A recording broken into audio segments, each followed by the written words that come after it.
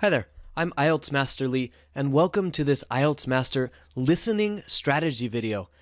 Many people have requested a listening skills video, so here it is. Today I'm going to talk about 5 simple steps you can take to get a higher listening score. I hope you're ready. I sure am. Let's get started. So the 5-step process that I have is step number 1, predict the topic. Step 2, find the keywords in each question. Step 3, listen for synonyms and antonyms. Step 4, always stay focused. And step 5, don't review, preview. I'm going to explain each of these steps in detail next. First, step 1, predict the topic. I need you to use the title, the content, and any pictures to guess the topic immediately. As soon as you turn the page, you should try to guess the topic. This will help you to predict or guess the kind of language that you will need. All right, and I'll give you an example in a moment. Don't worry if you don't know much about the topic, just get ready for related vocabulary. So for example, let's take a look at this IELTS listening test. This is part 1. We look at this and the first thing I see is, boom, Citibank customer service log. So what is this topic about? Okay, it's a bank and it's a customer service log. So immediately I'm thinking, what kind of bank words do I know? What kind of bank or customer service language am I going to need? And if I look down below, I can see, okay, there's an amount, a term. Okay, what is a term? A term is how long. We have the interest rate, different kinds of bank words. But by looking at this title, I can immediately start to think of the kinds of words that I need. And this kind of thing can help you save time. If you see a title about education, start thinking of the education words that you know, curriculum, pupil, whatever they may be. This kind of prediction can really help you improve your score. Step 2, find the keywords in each question. All right, this is the keyword method. Very, very, very important. This is probably the most one of the most important steps. You need to look for the most important words in each question.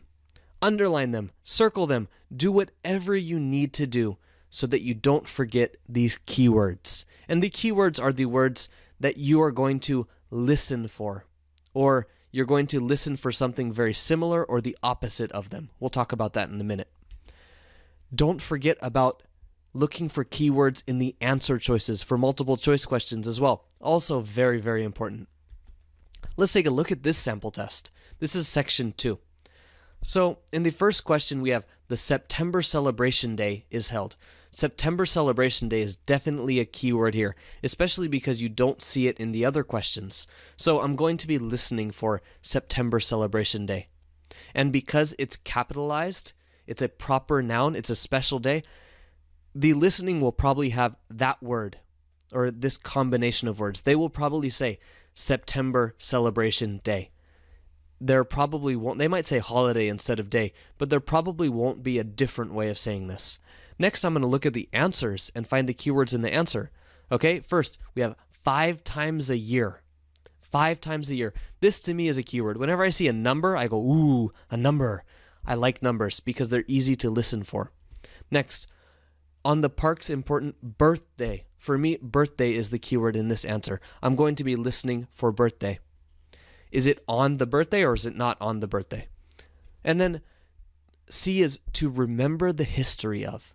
So I think remember the history is quite important here. And they might say it in a different way, but the concept of remembering the history, very important.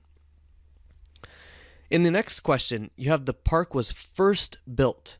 2 keywords, first and built. Remember, you need to listen when you see a word like first. You want to listen for exactly that, all right?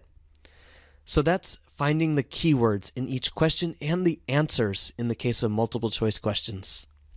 Next, step number 3, listen for synonyms and antonyms. I hinted in this in the previous step, but the person speaking doesn't always use the same words, right?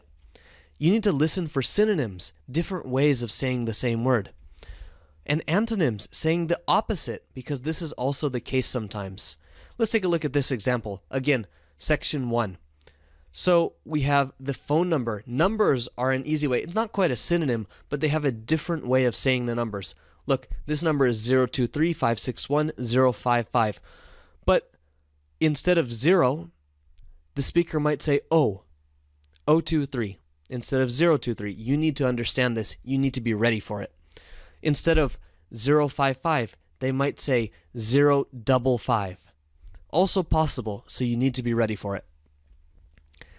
Let's take a look at another example. Per annum down here. Now, per annum could also mean for each year. Per each year. So it's very possible that the speaker in this listening will say 3.45% each year. Step number 4. Always stay focused. This is so important and also so difficult. There's no time on IELTS listening for you to lose focus. You don't have time for it. Because what happens? You lose focus on one question. Maybe you miss a question. What happens? You're going to miss the next question also if you're going, oh no, I missed that question. What should I do?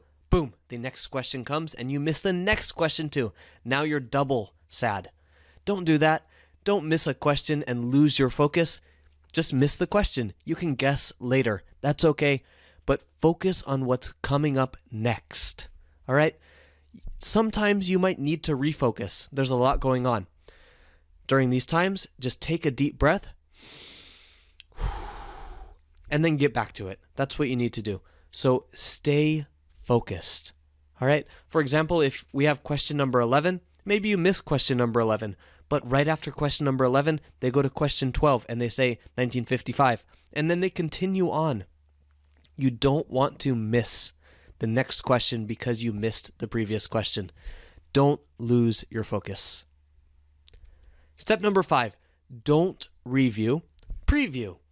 Now, preview is looking for the next questions. You're looking at the next questions, and you're going to focus on finding the keywords in these ones. The listening test always gives you time to review your answers. They'll say, you now have 30 seconds to review your answers, or something like that. Don't use this time to review the last questions. You already answered those questions, unless there's something you didn't finish. Instead of going back, focus on previewing the next questions.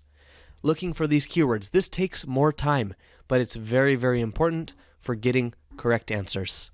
Previewing will include reading the questions and answers and looking for the keywords. All right? So when you're finished with this section, if they say, okay, you now have time to review your answers, don't do that. Just go to the next section and start to preview. Of course, if you have something fresh in your memory and you need to finish writing it, that's fine. But if you're just looking back and going, oh, is that correct? Is that incorrect? I don't really know. Now, don't do that. Just go to the next